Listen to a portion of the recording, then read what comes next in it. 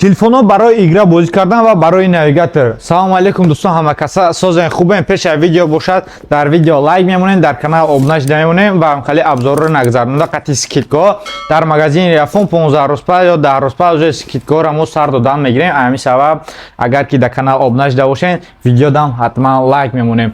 Ва дар ин бошад дар пеши мо телефонҳо Infinix Zero C, Infinix Note Chill Pro, Note Chill холи худаш ва иҷа бошад Infinix GT 20 Pro барои игра бозӣ кардан. Ҳама ёра барои шумо ҳозир абзор карда мегзарем. Агар ки шумо видеоро та конца тамошо кунед ва дар охир комментарияхтона ҳатман нонед, фикри шумо барои мо муҳима.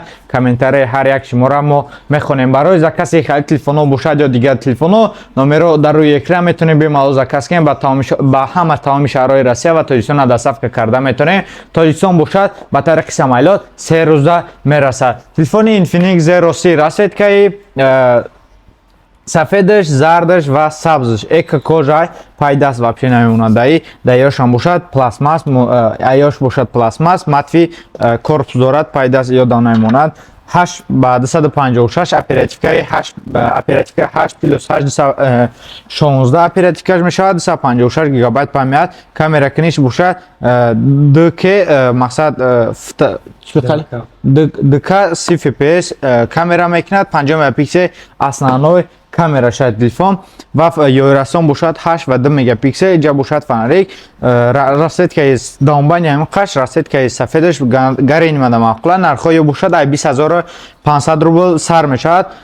Телефон бошад агар гирон мешид, хубтарак мешид, шумо да подробиятша нишон медодум. Вақти инаиш бошад телефон гирона, аввалинои экранш гаштагӣ, то хурдагӣ экранш ба қуввата 120 fps бозии PUBG-ро мегум 120 fps экран HD плюс кор мекунад ва камераи основной бошад ини нигаҳ кунед 108 мегапиксел и бошад фронтални камера бошад 50 мегапиксел. Ай телефон вообще зур кор мекунад. Дар бозии PUBG бошад 45 fps бозии PUBG-ро мебардорад Infinix Zero C. Дигар телефон бошад Infinix Note Chill.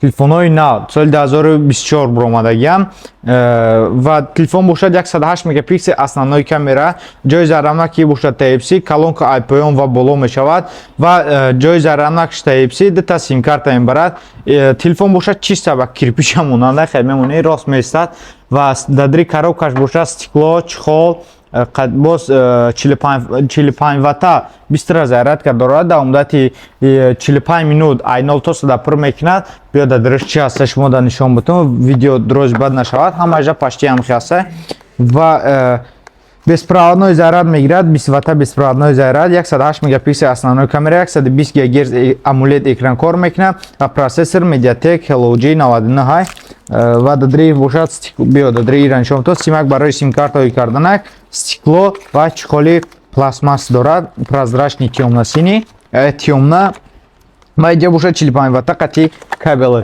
ва дигар телефон бошад телефони Infinix Note Chill Pro. ҳамин нишон додагима проша и бошад аввалинои экранош гаштагия 108 мегапиксел ирам бошад основной камераша, 120 ГГц экранш кор мекунад, ҷои заррамак ирам бошад Type-C, дута сим карта, колонка IPM ва боло. Телефон бошад як дигар чи разница дорад, ай рӯи процессор, ай рӯи аввалинои гаштагиш ва 70 ватта турбозарядка доштанаш. Ай бошад 45 ватта турбозарядка дорад. Расветкаи зардаш ва темно-синий ва расветкаи сабзшам мешавад. Барои заказ карда метавонед заказ кунед ва дигар телефон бошад телефони Note Chill Pro. ҳамин телефонҳои просто разницаи нархҳошон нигаҳ кунед. И бошад 23000 рубл, нархи бошад 24990 и 25000 рубл. 2000 разница дорад. ай кадом сабаб 2000 разница дорад. ай рӯи оперативкаи ними тарзи кор карданашон приложения зур мебардорад. чема ира оперативкаи 12 ба қувваттарака, мисол тарзи кор карданаш, тарзи ҳар як приложение омаданаш, оперативкаи 12 ба қуввата. ҳамин сабаб телефон оперативкаш қимат мешавад. рӯи оперативка бисёр буданаш телефон қимат мешавад. ва охирон телефон барои шумо абзори телефони Infinix GT 20 Pro. Телефони Infinix GT 20 Pro нигаҳ кунед дадри коробкаш чи ҳастай. агар шумо абзори телефони да бошед, дадри коробка 45 ватта бистра зарядка дорад. Коробка ҳушавӣ вообще аҷоиба. Касоне ки агар да бошанд خین دایده ای روز من میدارم کروکای همی را نکنه سبا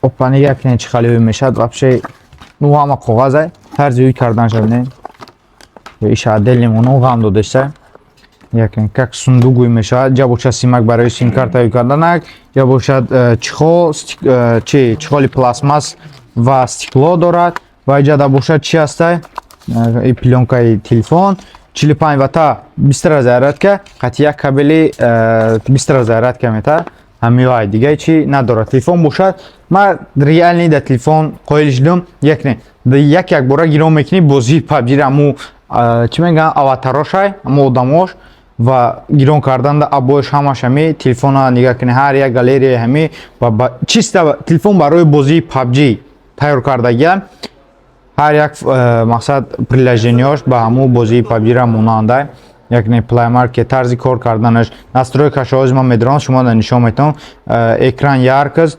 120 fps не 120 fps не 120 ГГц не 144 ГГц кор мекунад оз ягон телефони Android 144 ГГц намебардорад ва бозии PUBG ра бошад 120 fps мебардорад дар лот бошад 90 fps ва ҳоз шумо да ина буфорад калонкаша тест мекунед чиста калонкаш ударай якне ай поён ва ай боло 5000 мач батарейка дорад Но вы такие все, я дурак катал, устал, теперь این تلفن باشد چیستا برای بازی PUBG نرخی باشد 29990 روبل برای زکاس نمره رو در روی اکران میمونم میتونید زکاس کنید با تمام شهرهای روسیه و تاجیکستان در صفحه کرده میتونید در مدت 3 روز تاجیکستان میرسد پشت روسیه نو چرز واتساپ میتونید ببینید در مدت چند روز میرسد آدرس مترو بوتورسک وقت 4 ترگاه سنتر زیلونی روزهای جمعه کسی از مغازین ریافون خریداری میکنه استیکلو چخول برای شما پدرکا میشه و درجه باشد ریال اویاخسه اگر شما دا بلیط‌های ارزان باورنок дар кор бошад метавонед дар номерои рекламдагӣ 925 менависед сурати паспортон равон мекунед муайяс бошад шумо да электронии билетон равон мекунед 100% ҳамаш билето мақсад гарантия дорад нашоти гирифтанаш метавонед бемалол муроҷиат кунед дар WhatsApp нависед шумо да Ҳусейн Бародар шумо да билет гирифта равон мекунад.